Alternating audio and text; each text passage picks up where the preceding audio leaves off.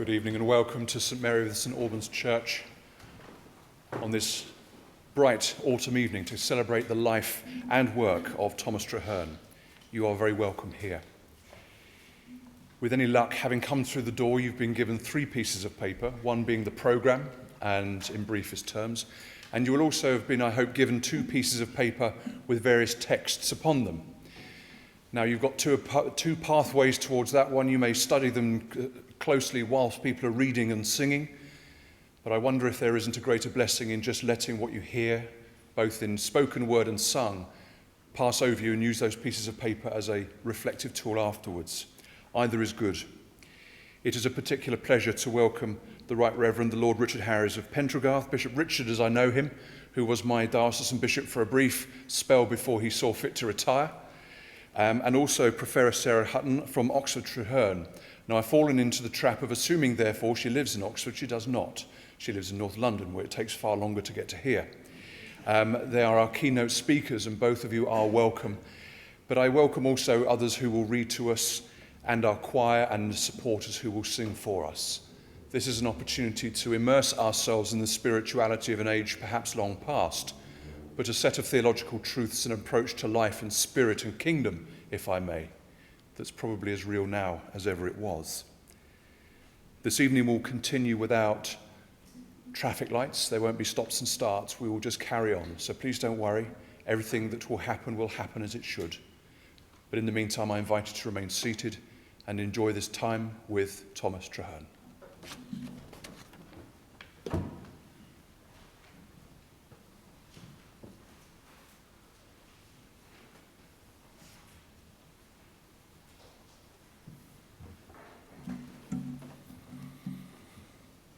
Thomas was born in Hereford in 1636 or 1637, the elder son of a master craftsman and freeman of the city, and was probably educated at Hereford Cathedral School.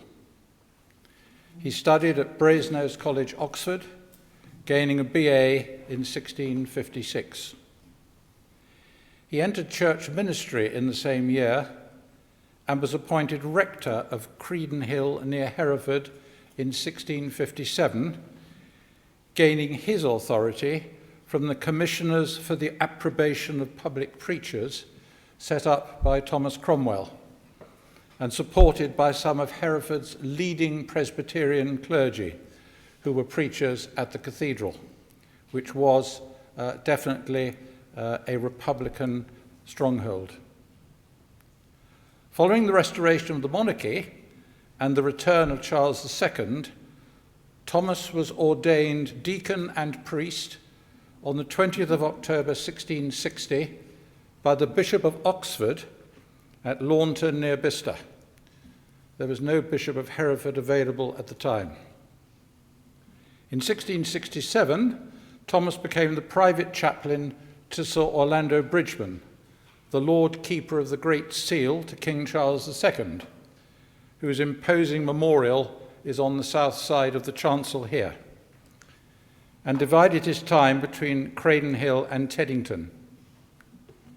He also studied for and gained a Bachelor of Divinity in 1669, having while at Oxford donated 20 shillings to the funds for their new library and chapel in 1664. It was here in Teddington that Thomas died, and he was buried in this church under the reading desk with no stone laid over him on the 10th of October 1674. Thomas was described by one of his contemporaries as one of the most pious, ingenious men that ever I was acquainted with.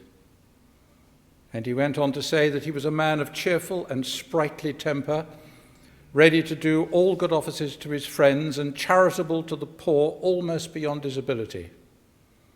Another wrote, he always led a simple and devout life.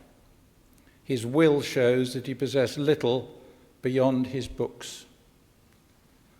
Although we now know that Thomas read and wrote much during his somewhat short life, he was an inconsequential literary figure while alive and his works were not known or appreciated until long after his death.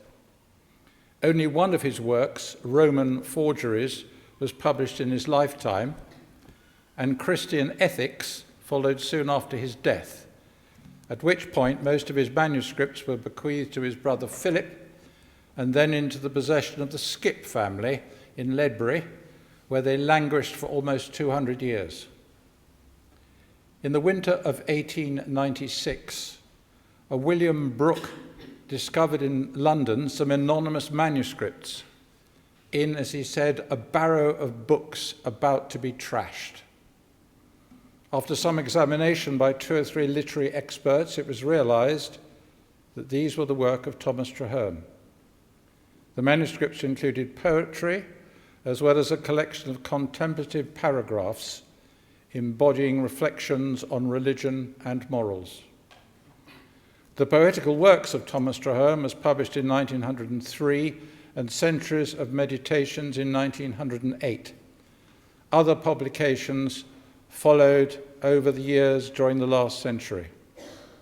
Eventually, the Centuries were to be described as one of the finest prose poems in our language, and passages from them, as well as pieces of other poems and meditations, have now been set to music by over 100 composers. So Thomas Traherne is now recognized as a significant poet, mystic, theologian, and Anglican spiritual writer. He was no stranger to the seriousness of sin and suffering, but he was also exceptionally aware of the wonder and glory of creation, and his resolve was to draw deeply on the love and grace of God and seek the felicity that can bring.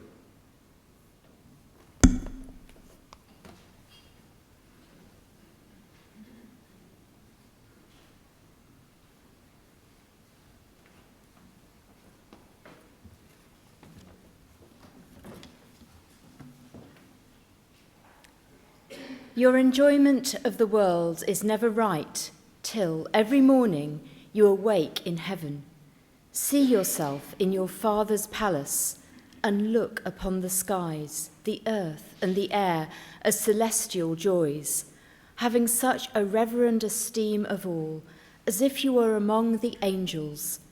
The bride of a monarch in her husband's chamber hath too such causes of delight as you.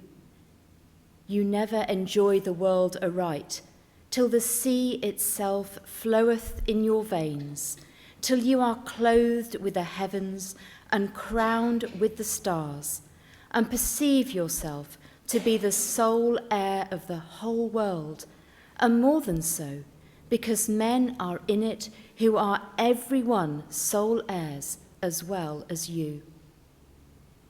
The brightness and magnificence of this world, which by reason of its height and greatness is hidden from men, is divine and wonderful.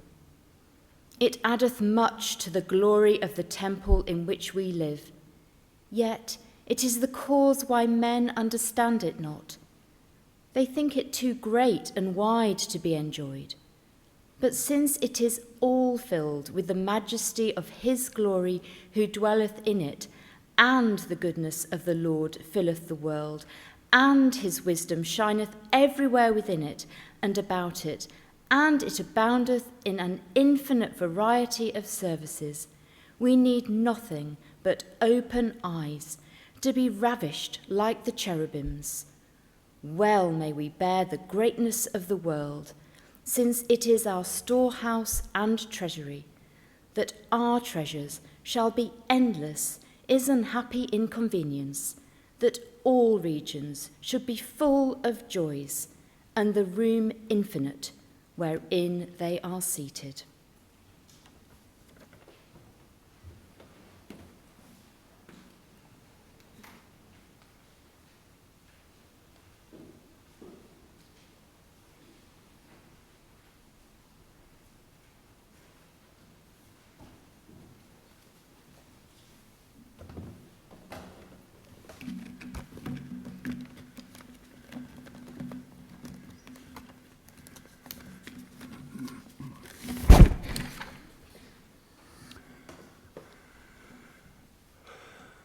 churches,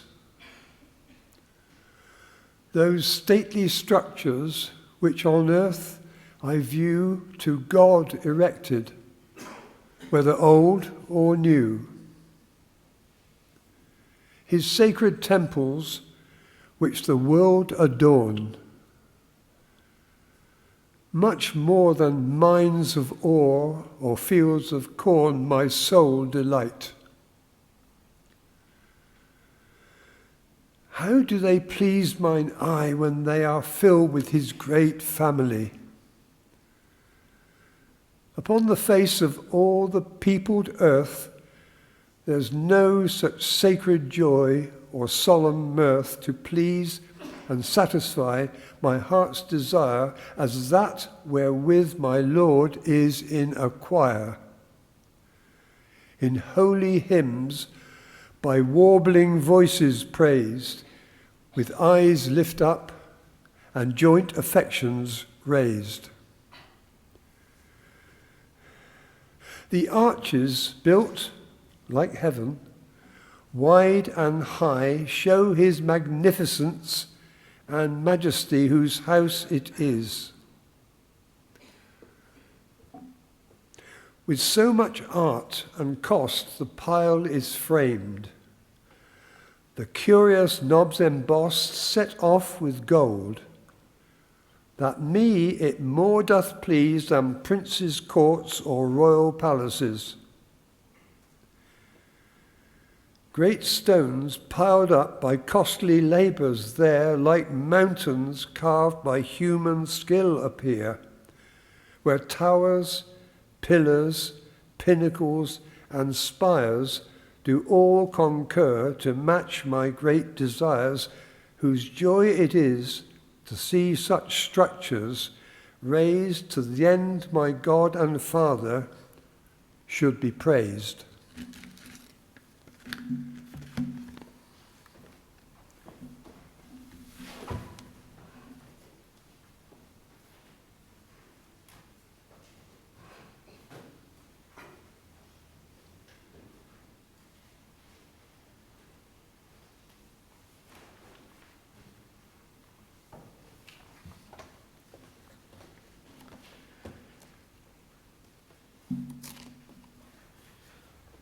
Love is the true means by which the world is enjoyed. Our love to others and others' love to us. We ought, therefore, above all things, to get acquainted with the nature of love. For love is the root and foundation of nature. Love is the soul of life and crown of rewards. If we cannot be satisfied in the nature of love, we can never be satisfied at all. The very end for which God made the world was that he might manifest his love. Unless, therefore, we can be satisfied with his love so manifested, we can never be satisfied.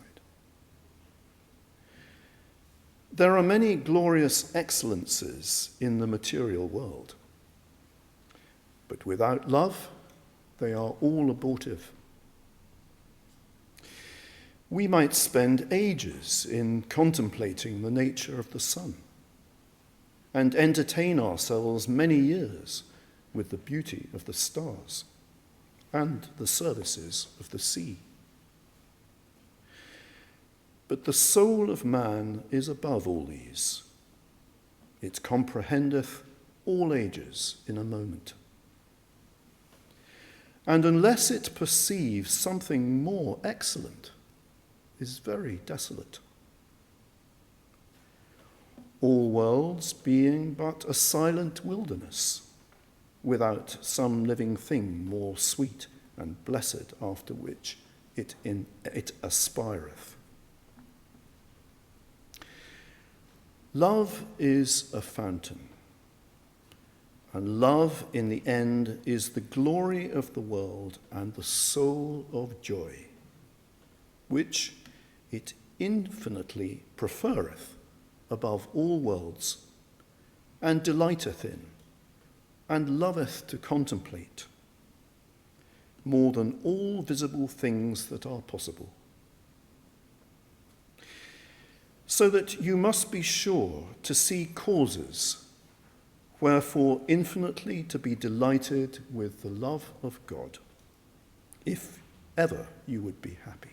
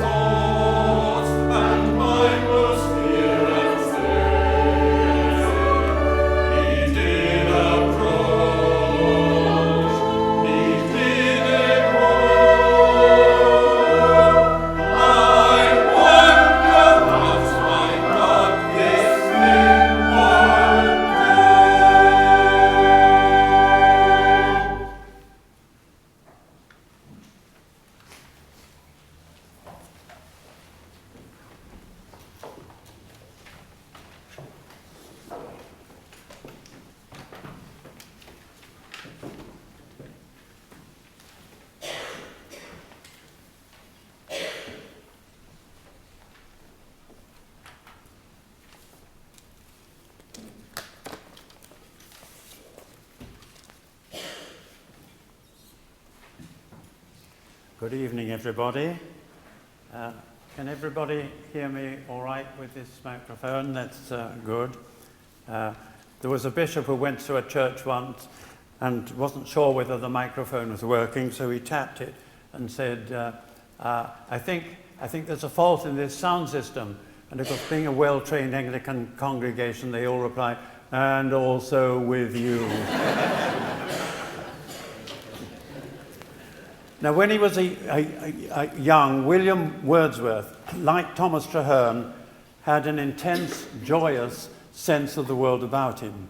As he wrote, "There was a time when meadow, grove, and stream, the earth and every common sight, to me did seem apparelled in celestial light, the glory and the freshness of a dream."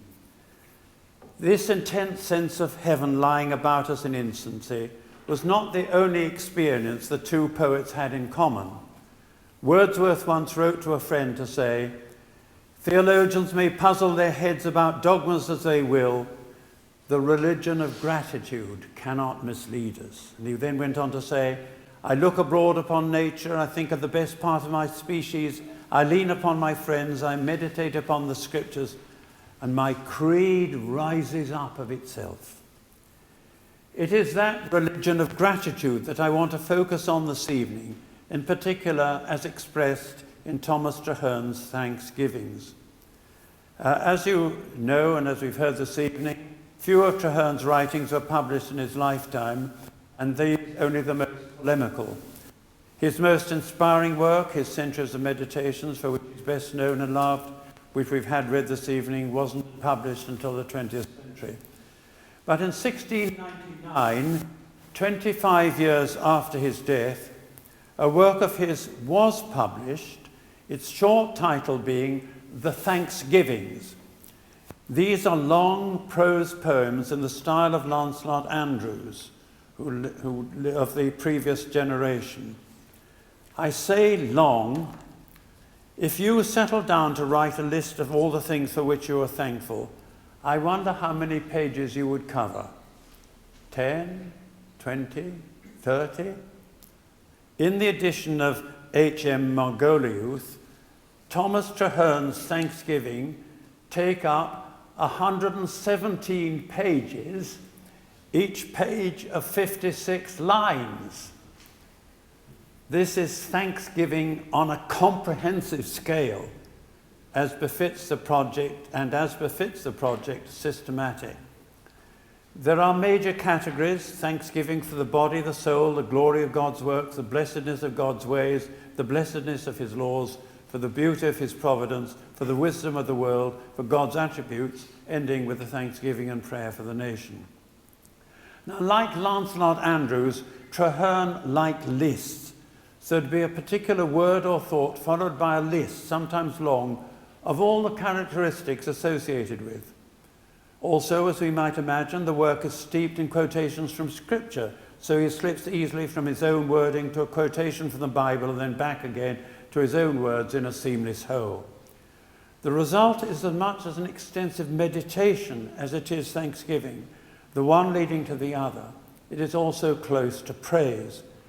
Thanksgiving turns into praise when we don't just give thanks, but rejoice in something for its own sake, especially when we move beyond the giver of all good gifts to rejoice in the divine giver himself.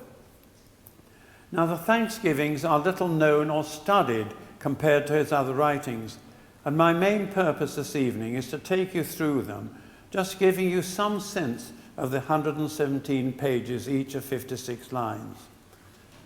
Traherne talked too much, and he knew he did. As he said, "Too much proneness to speak is my disease." And when he got going on the love of God, there was absolutely no stopping him. So my purpose this evening is just to give you a tiny flavour of this long little red work. Now, in Thanksgiving for the Body, it isn't surprising that Traherne quotes the wonderful Psalm 119 with its line, "I am fearfully and wonderfully made." It was in Traherne's lifetime that William Harvey discovered the circulation of the blood.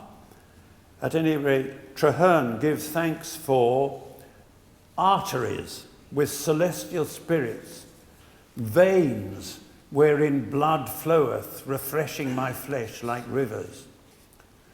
And he rejoices in all 5 senses, as he put it, the spacious room which is hidden in my eye, the chamber for sounds which thou hast prepared in my ear, the receptacle for smells concealed in my nose, the feeling of my hands, the taste of my tongue, but above all, O Lord, the glory of speech whereby thy servant is enabled to praise to celebrate thee. And it's interesting, in the 20th century, another great poet of thanksgiving, W.H. Auden, was to write a poem on the 5 senses called Precious 5. Now, Traherne goes on to exalt in various other aspects of the body and what it is capable of, marveling that Christ himself took a human body and washed our human feet.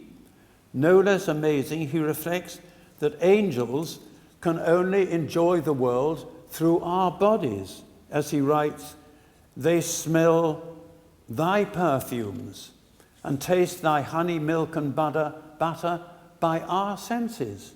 The angels have neither ears, nor eyes, nor tongues, nor hands, yet feel the delights of the world through us.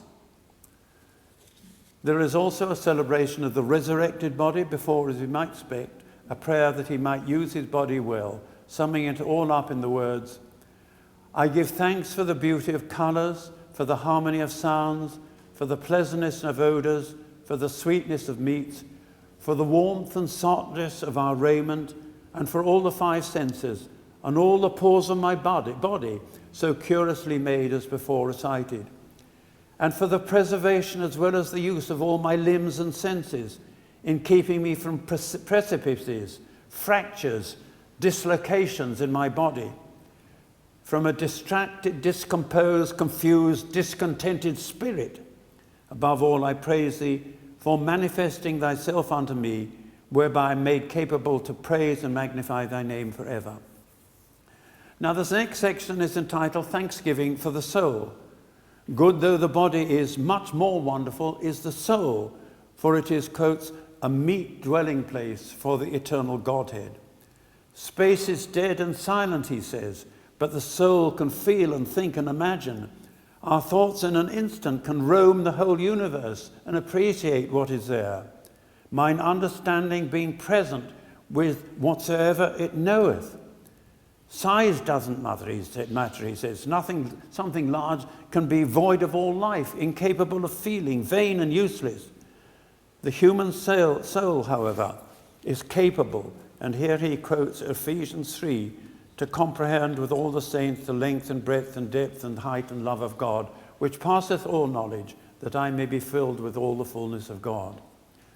And this ability to comprehend includes comprehension of the past, as he writes, and if the fullness of God then only is his immensity beyond the heavens, but his fullness in the ages, his absent presence in all generations.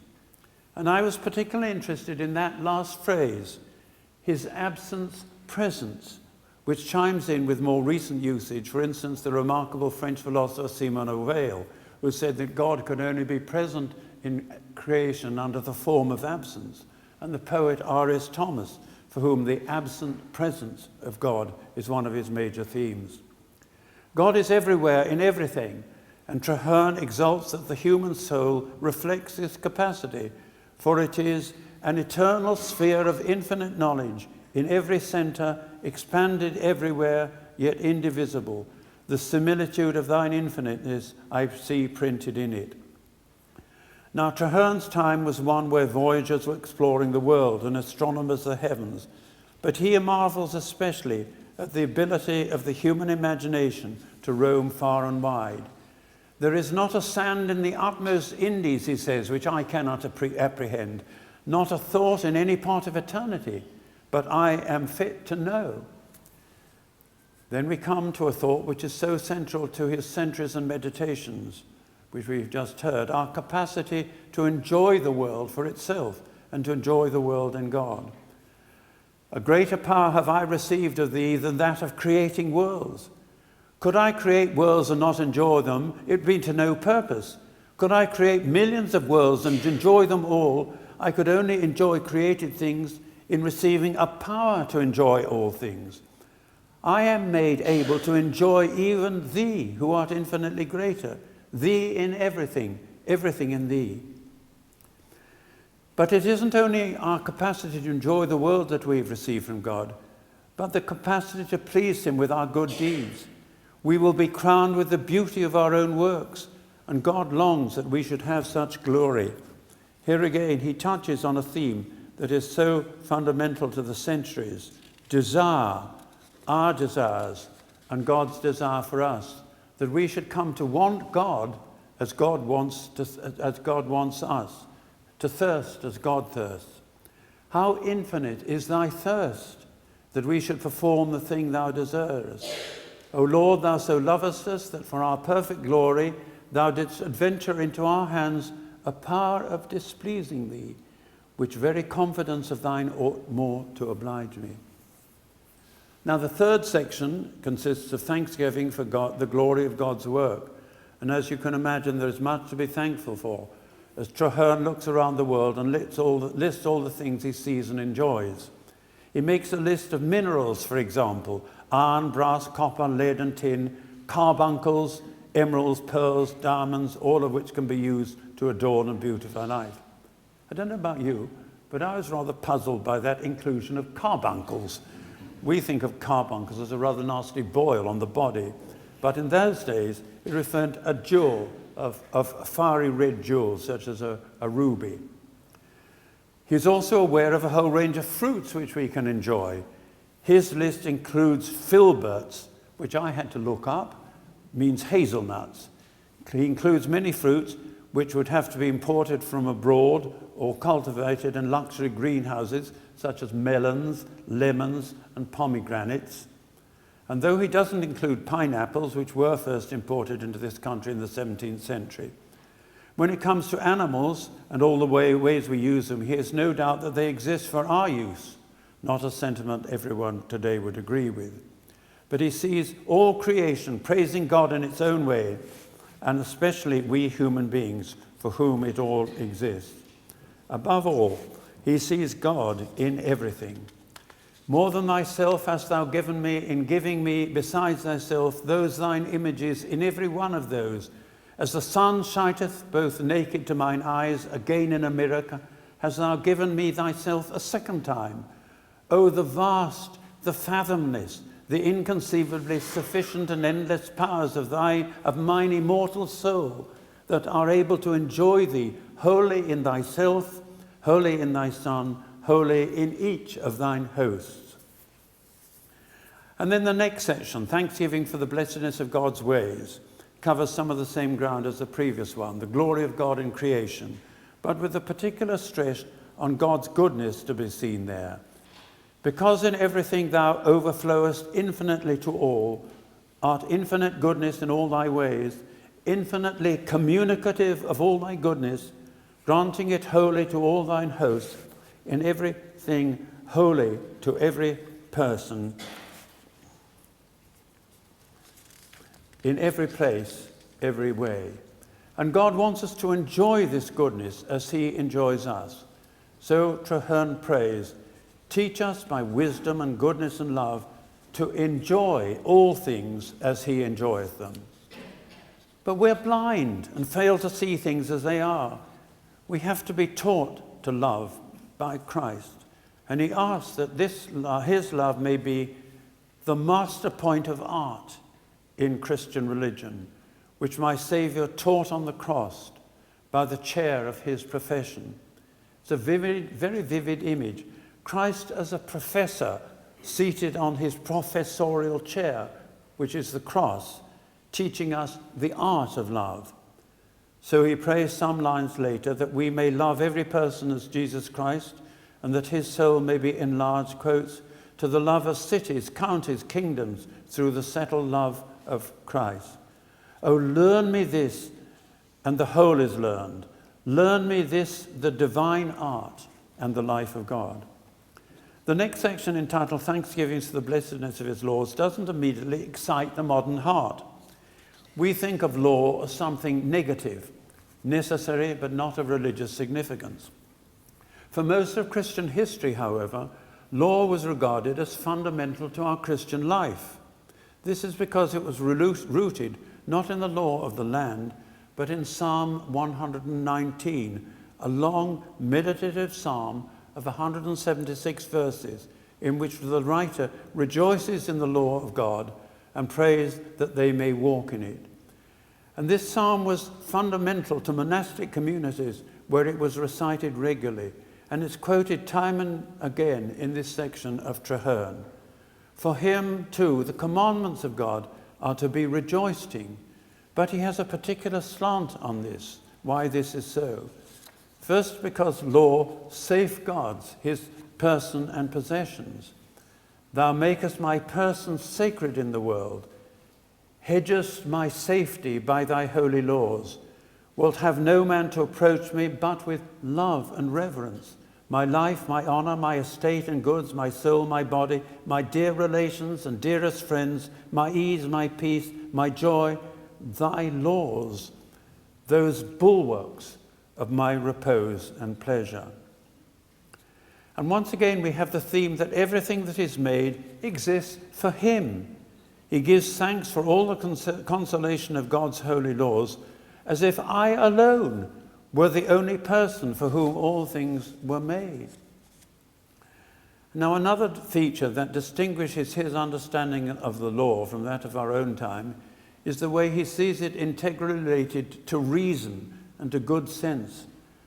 They are not the arbitrary commands of a dictator. Rather, as he puts it, thy laws, O God, are the perfect laws of right reason.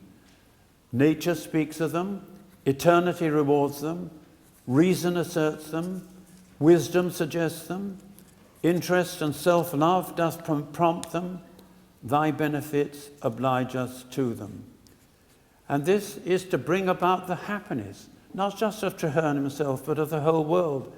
Establish the happiness of the world, make all things conspire for each other's felicity, create a benevolence in every soul to all the world. And then the next session is thanksgiving for the beauty of his providence. Once again, Traherne rejoices in the capacity of his soul, especially his capacity to praise God. Some lines suggest he was hyperactive. O Lord, I delight in thee for making my soul so wholly active, so prone to employment, so apt to love, that it can never rest nor cease from thinking. It must be busy, and it is happy for me that thou hast made a life like thine, O God, all activity. The rest is employment, and its ease is business. It all sounds rather exhausting, doesn't it? Would he have been diagnosed with ADHD today, I wonder? It would account for his profusion of words and his ability to write all these pages of thanksgiving. But we have to notice that all this mental activity is for him to be focused on God and his praise, on the wonder of the world and our enjoyment of it. Now, when it comes more specifically to how God's providence is to be known, he does what the longer Psalms do, what the early apostles did in their speeches. He recounts the history of Israel from the creation through the flood, the kings, prophets, and all of whom point to Jesus Christ and who are called the best of hieroglyphics. He doesn't end there, but he goes on to rejoice how the gospel has spread throughout the world, culminating in a nation with its Christian establishment, its universities, cathedrals, and tithes paid to the clergy. Christ's kingdom is established by laws when it might have been a wilderness, as he said, a blind corner of brutish Americans, or far worse, quotes, a Negro in the horrid island. And that reminds us that slavery was very much established in the Caribbean and America at that time.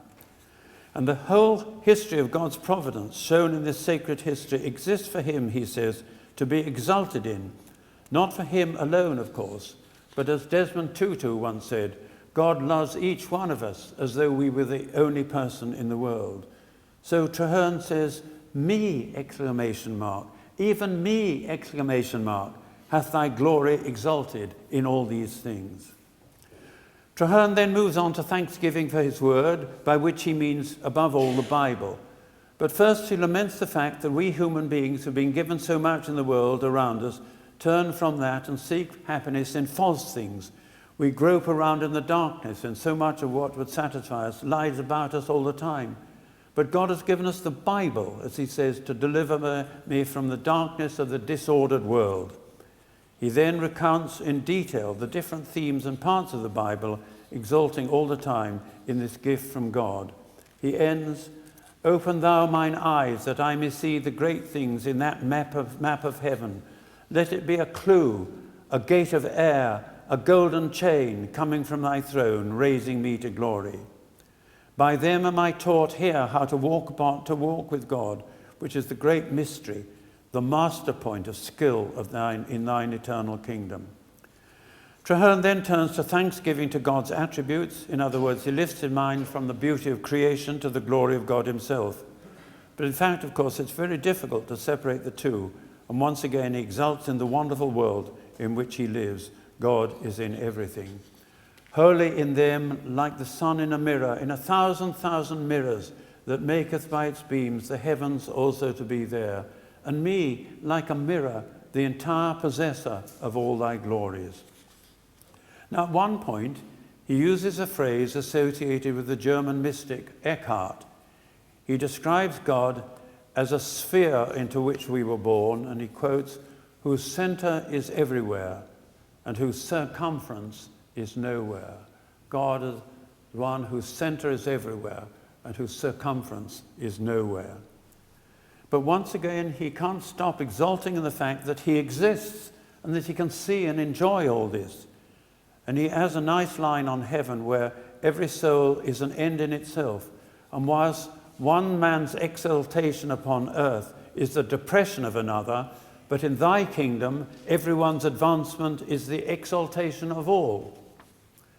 And he uses strong language, talking as John Donne did about being ravished by God's love, of God being so impatient of delay that not a moment can stand between us and him, quotes, "so raging is the thirst of thine eternal love." And then finally he comes to a thanksgiving and prayer for the nation. He begins characteristically by thanking God for the glories of the natural world, and laments that instead of enjoying this, the nation has turned away to false riches. And what is interesting here is that he sees this as a recapitulation of the history of Israel. As Israel turned away from God and found destruction, desolation, so has England. Perhaps he's thinking particularly of the civil wars, which of course overlapped with his lifetime, the rule of Cromwell, and then the restoration of the monarchy. As Israel became devastated and blind, he says, "Shall nothing make us sensible of thy love, but the absence of it? Nothing teach us to prize thy mercies, but their removal from us?" Then he turns to some of the things he treasures, including my lovely companions, like Eve in Eden. And then a rather revealing passage. "These do ratify my soul, which hateth solitude. Thou, Lord, hast made thy servant a sociable creature, for which I praise thy name, a lover of company, a delighter in equals." Then he comes to the various aspects of community life that he relishes, their markets, tillages, courts of judicature, marriages, feasts and assemblies, navies, armies, priests and sabbaths, trades and business, the voice of the bridegroom, musical instruments, the light of candles, and the grinding of mills are comfortable, O Lord, let them not cease.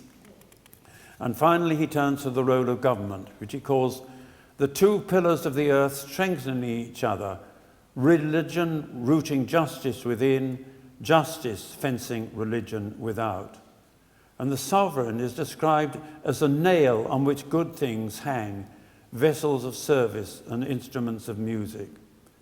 And finally he prays that we may play our role by loving others even more than ourselves. Give me a wide and public affection that we may be a blessing to all. So what can we take from Traherne? Above all, a prompt to let our mind and heart range far and wide in our thanksgivings. As G.K. Chesterton put it, you say grace before meals, all right, but I say grace before the concert and the opera, and grace before the play and pantomime, and grace before I open a book, and grace before sketching, painting, swimming, fencing, boxing, walking, playing, dancing, and grace before I dip the pen in the ink. As Wordsworth said, the religion of gratitude cannot mislead us. Traherne reminds us that for most of us, the range of things for which we give thanks is much too limited.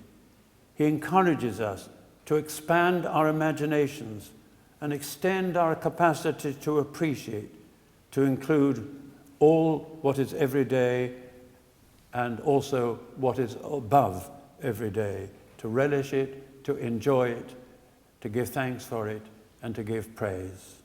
Thank you.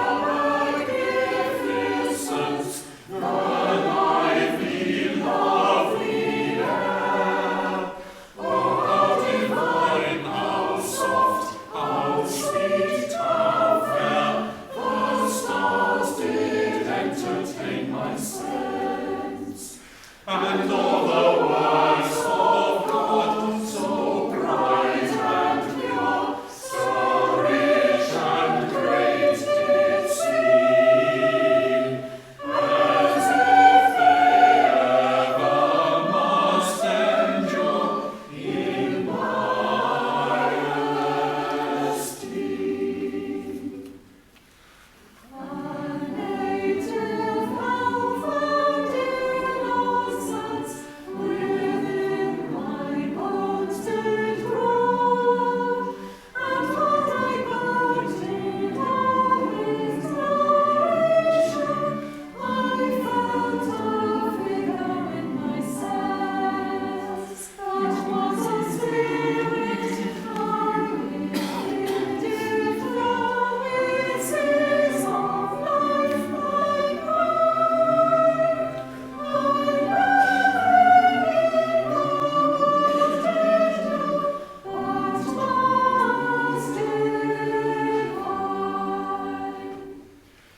Rich diamonds and patterned gold in every place must seem, resplendent yellow, blue, red, white, and green. Mine eyes did everywhere behold. Great wonders clothed with glory did appear. Amazement was my bliss, that and my wealth was everywhere, no joy to this. Proprieties themselves and legends all around, both foxes, rovers, and marriage contents, they both did like joy but combine. Those ribbons, jewels, laces, prices, my joys, my hours long. Only to them sing when I was born.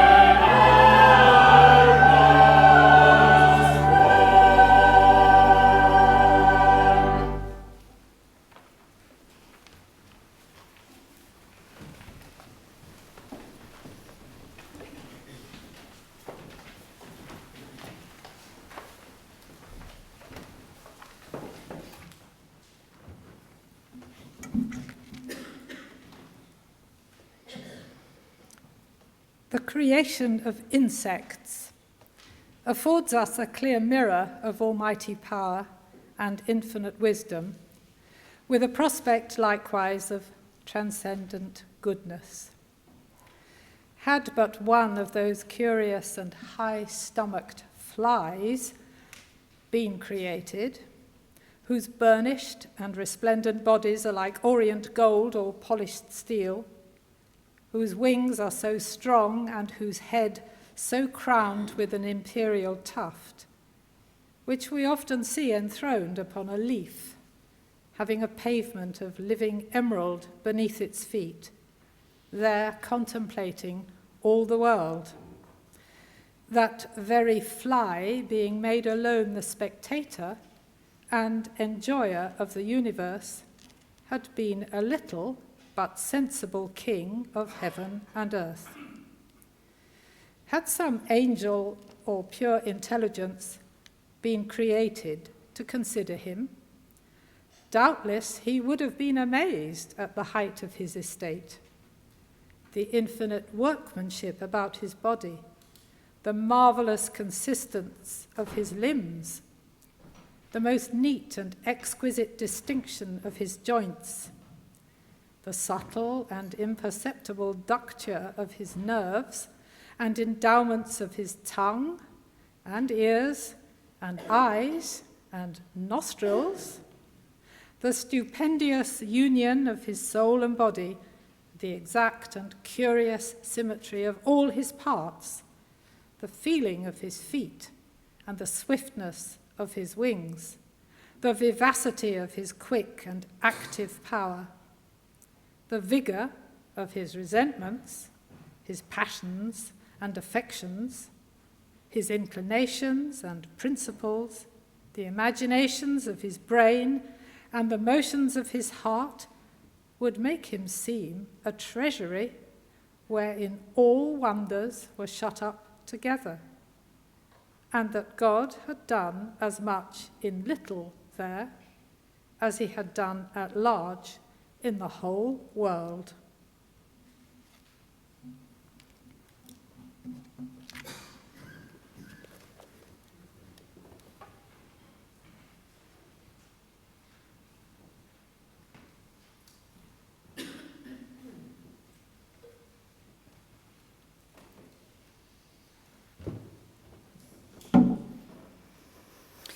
The corn was orient and immortal wheat, which never should be reaped, nor was ever sown.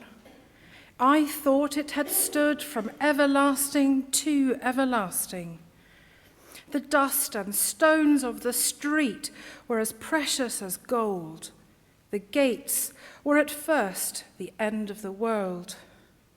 The green trees, when I saw them first through one of the gates, transported and ravished me.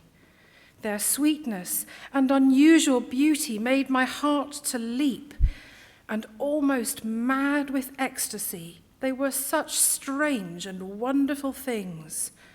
The men, oh, what venerable and reverend creatures did the aged seem, immortal cherubims, and young men, glittering and sparkling angels, and maids, strange, seraphic pieces of life and beauty, boys and girls tumbling in the street and playing were moving jewels. I knew not that they were born or should die, but all things abided eternally as they were in their proper places. Eternity was manifest in the light of the day, and something infinite behind everything appeared, which talked with my expectation and moved my desire. The city seemed to stand in Eden or to be built in heaven. The streets were mine, the temple was mine, the people were mine, their clothes and gold and silver were mine, as much as their sparkling eyes, fair skins, and ruddy faces. The skies were mine, and so were the sun and moon and stars, and all the world was mine, and I, the only spectator and enjoyer of it. I knew no churlish proprieties, nor bounds, nor divisions, but all proprieties and divisions were mine, all treasures, and the possessors of them. So that with much ado I was corrupted and made to learn the dirty devices of this world, which now I unlearn and become, as it were, a little child again, that I may enter into the kingdom of God.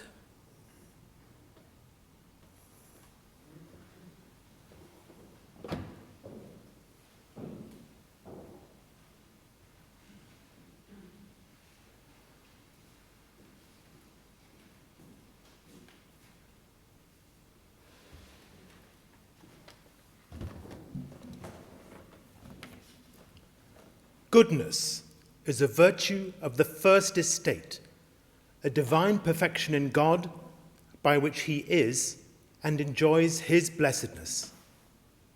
In men, it is an habit or an act of the soul by force of which they love and delight in all that is blessed.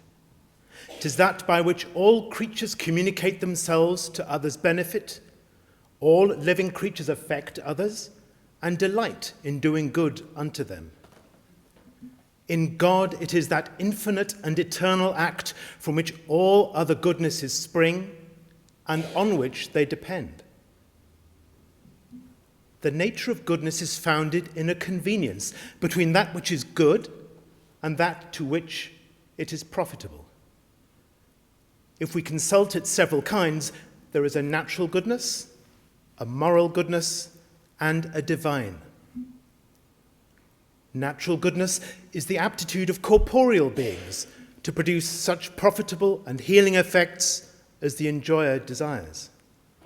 Moral goodness includeth all the perfections of the former and something more, for life and liberty enter its existence, and it is wisely exercised in love and virtue.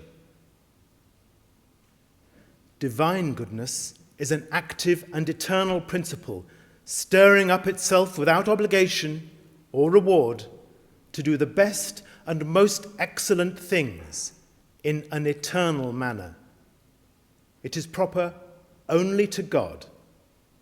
Its excellency is supreme, its beauty infinite, its measure endless, its nature ineffable, its perfection unconceivable.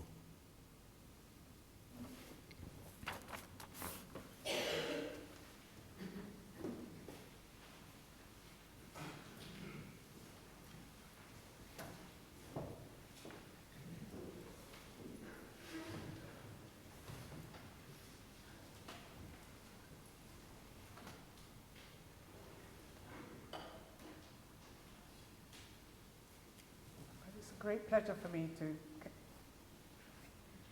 be here in Teddington to share with this wonderful celebration of Thomas Traherne. I'm here as the representative of a major editorial project known as the Oxford Traherne, which has been commissioned by Oxford University Press, hence the name Oxford Traherne. The general editor is Julia Smith, who is probably the person who knows more about Thomas Traherne than anybody else in this country. And just to give you a sense of what a major project it is envisaged that there will be 15 volumes. Professor, may I just have a look at your microphone? You're rather quiet. Yes, please. Apologies. Can I just put that there, maybe? Can I just have a look at Sure. Sorry about this. Comes and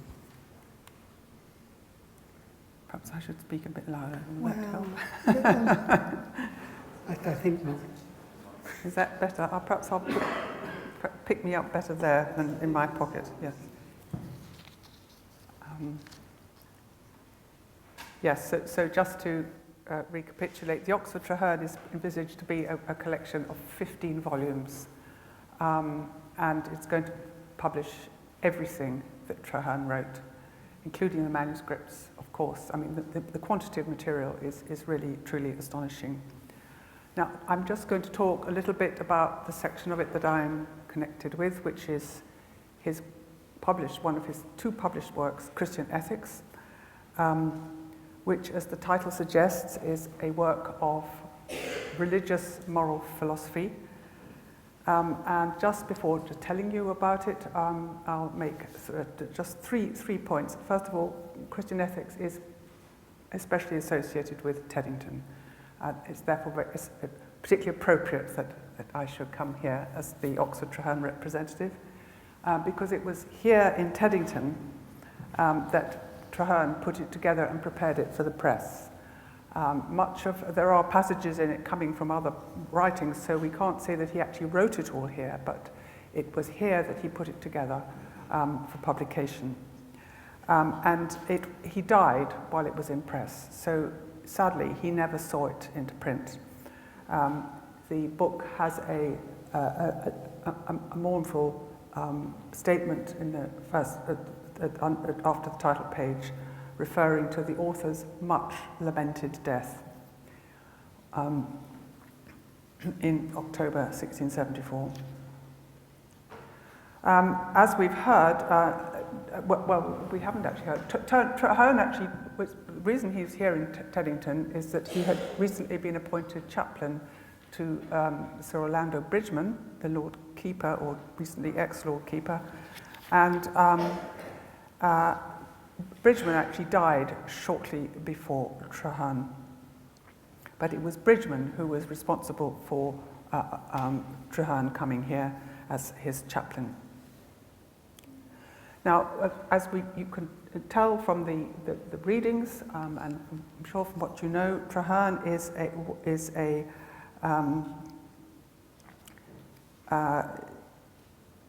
Traherne is well known as a poet of felicity, of happiness, a spiritual poet, and most poetic prose writer. He tells us in his Centuries that he decided to dedicate himself to the very study of felicity.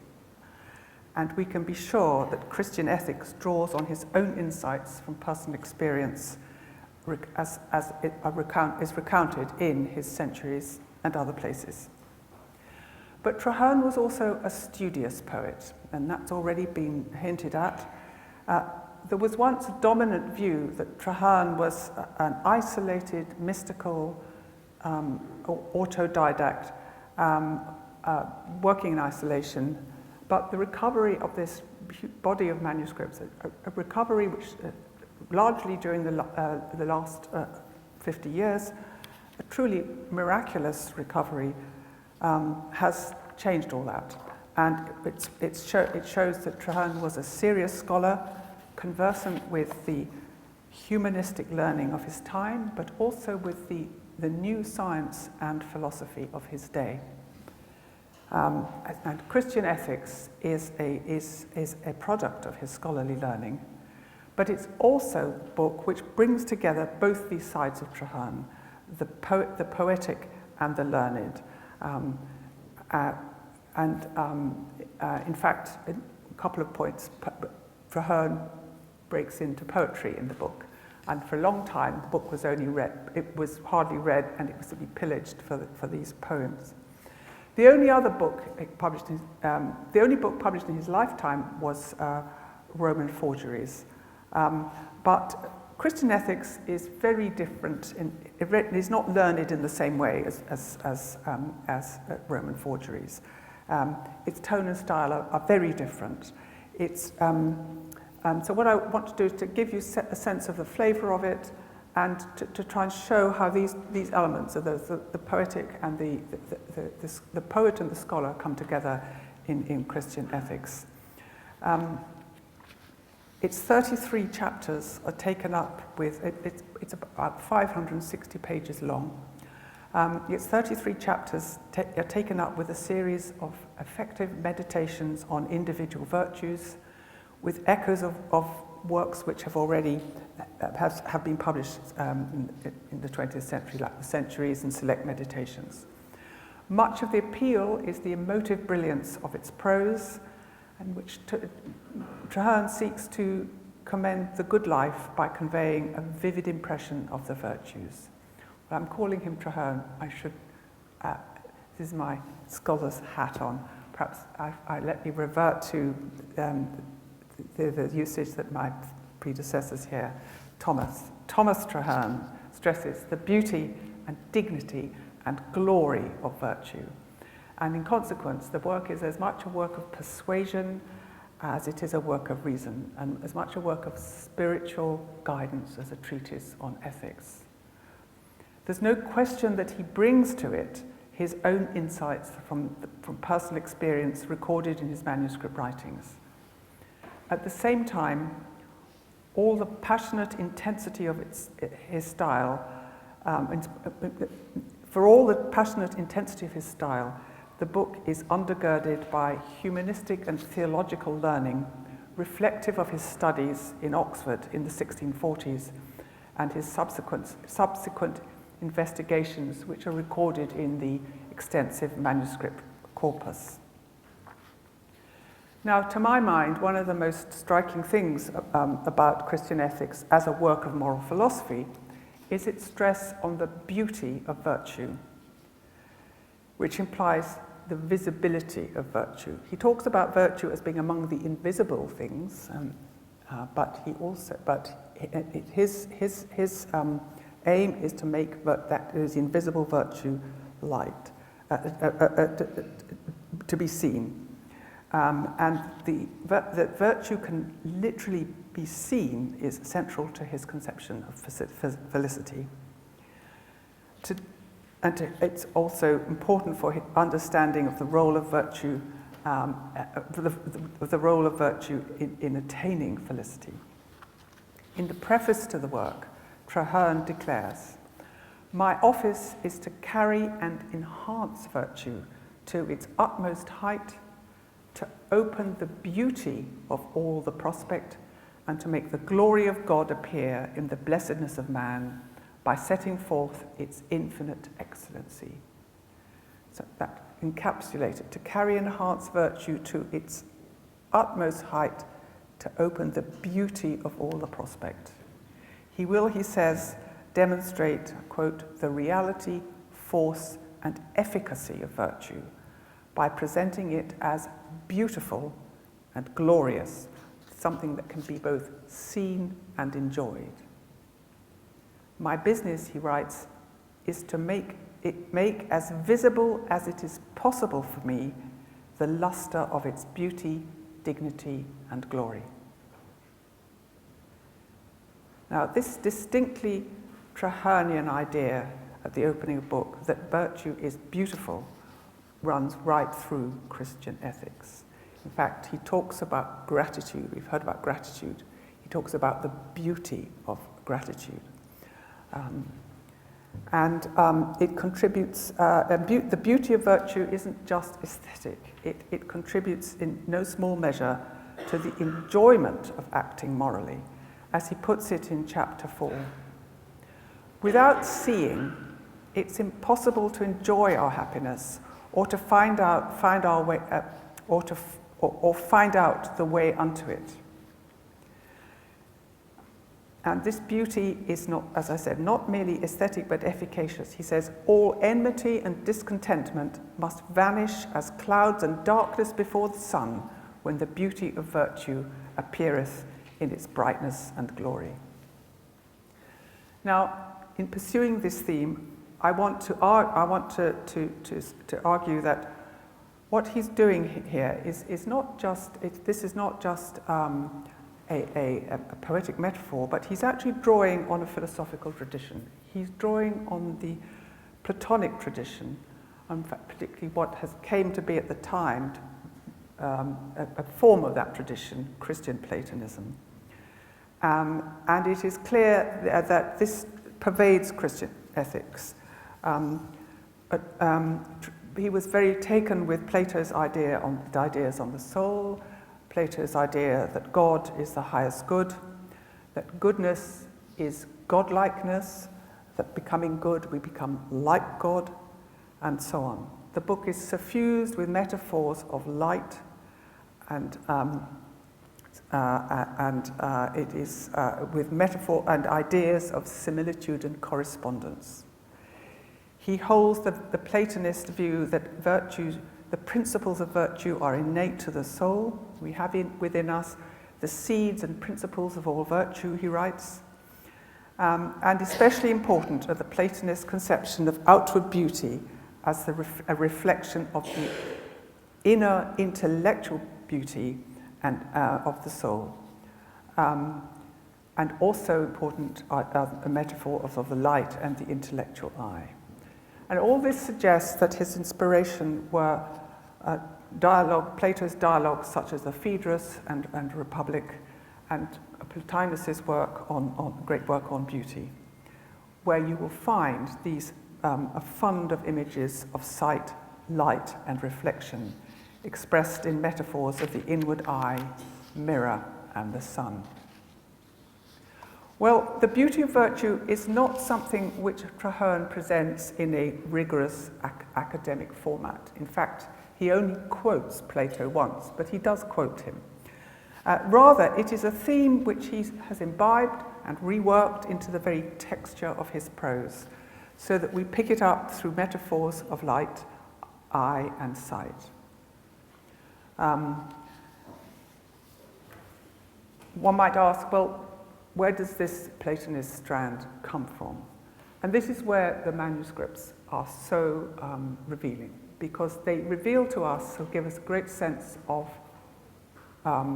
what he was reading and what his sources were. He has, typical of a scholar of the time, he had a commonplace book in which he wrote out long excerpts from authors that he admired. And one of those was an Oxford theologian, Thomas Jackson, who was a Church of England theologian, not very much recognized now, but an Arminian, died in 1640 and was president of Corpus Christi College and a friend of George Herbert. Well, Traherne didn't know him, but he was very well aware of his works. So we know, and we know from the manuscripts that Traherne read this work and copied out long passages. So, briefly just drawing together this idea that Christian ethics represents Traherne as both the poetic, mystical side of Traherne and the scholar. I certainly, in doing this, I certainly would not want to exclude his own visionary experience as informing his notion of the beauty of virtue. And I don't mean to suggest that this is the only thing that is distinctive about Christian ethics. But it is one where these two elements come together, and it is this which does make it a very different kind of text, which from the polemical Roman forgeries. Well, sadly, Thomas Traherne did not live to see his book published. So it was a posthumous work. As such, it gives us a tantalizing taste of what Traherne might have produced as a writer and thinker had his life not been cut tragically short. Thank you.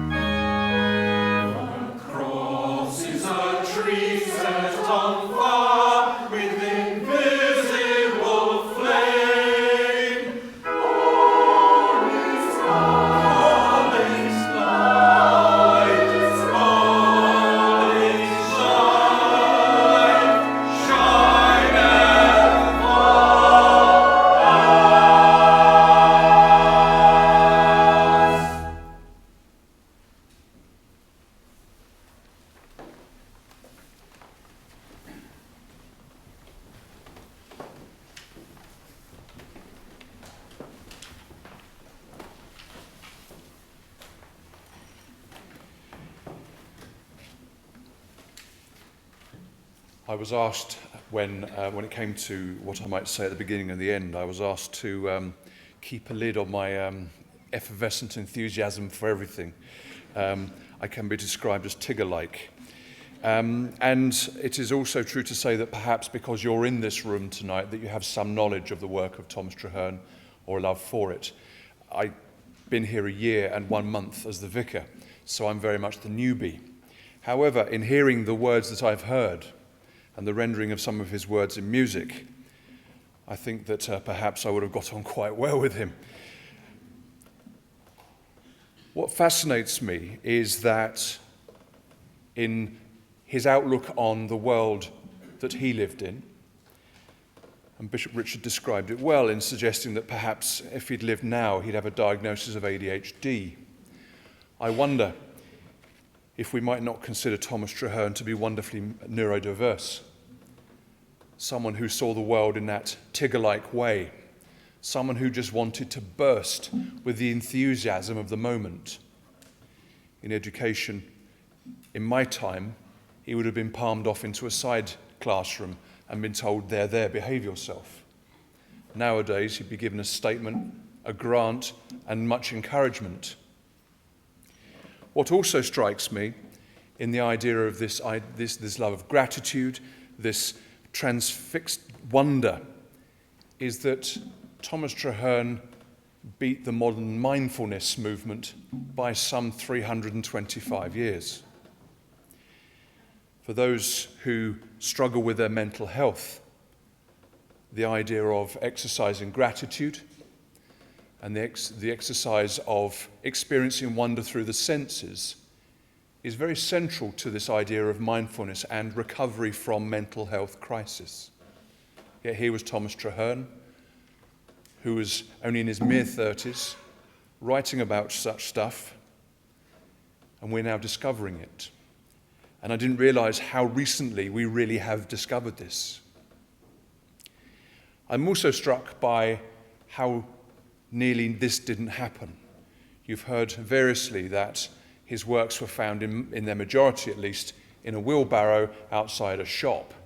I've also heard that some of those works may or may not have been charred because someone had tried to burn them.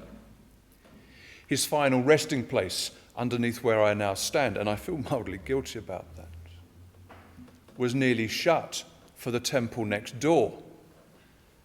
I wonder what would have happened if that had have carried on. This place may cease to have been. There may have been a snooker hall on here or some housing.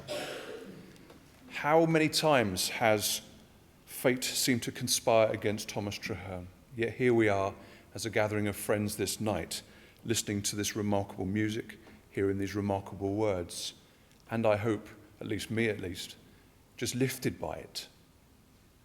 Anyway, I've rambled on enough, Tigger-like. Some thanks.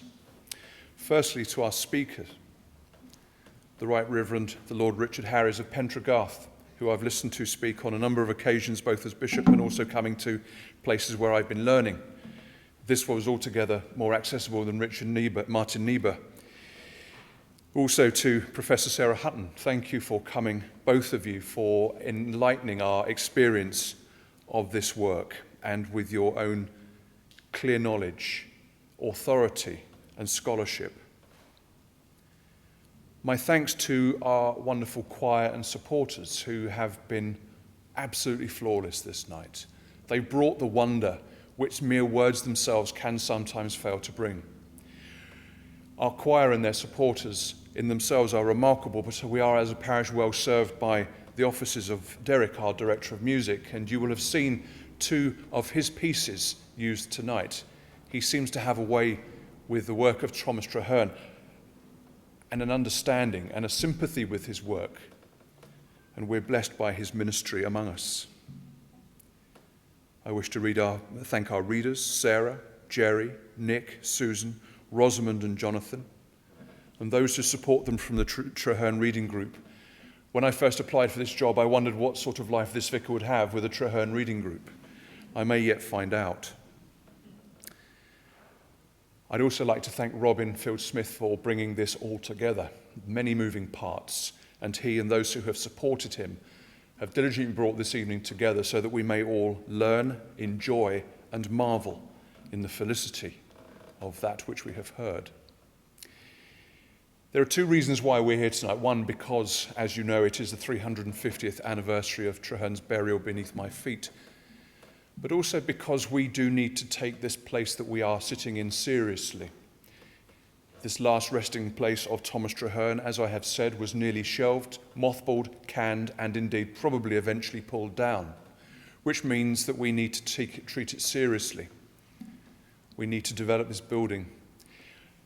Apart from hospitality and the need for good Christian worship, this parish is blessed with a considerable heritage, of which Thomas Traherne is a very significant part, and I'm excited by the amount that that work will grow in the years to come.